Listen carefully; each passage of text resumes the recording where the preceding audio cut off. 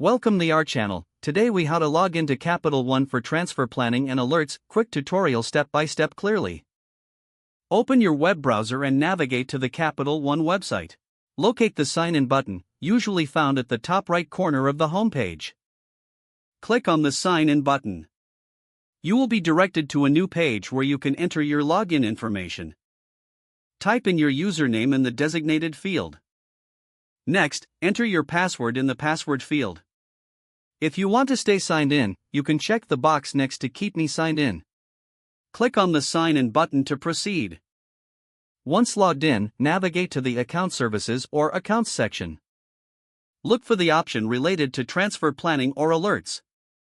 Select the appropriate option to set up your transfer planning. Follow the prompts to enter the necessary information for your transfers. Choose the frequency and amount of your transfers as desired. If you wish to set up alerts, navigate to the Alerts section within your account settings. Select the types of alerts you would like to receive, such as transaction, balance, or due date alerts. Make sure to save your changes once you have configured your alerts. Review your transfer planning and alerts settings to ensure everything is set correctly.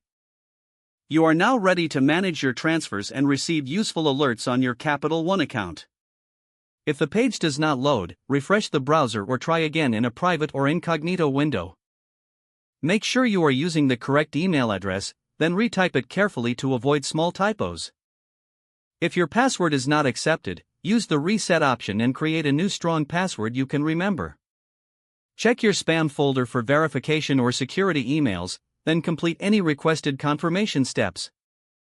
Enable two-factor authentication if available to improve account security and reduce unauthorized access risk. After signing in, review your profile details so your contact information and settings are accurate and current. If you see an error message, note it down and try again after restarting your device and internet connection. Log out when you finish, especially on shared devices, to keep your account and payment information secure.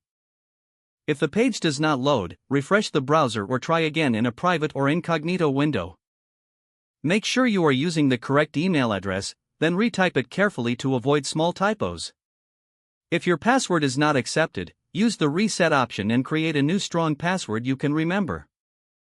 Don't forget to like this video and subscribe to our channel for more step-by-step tech guides.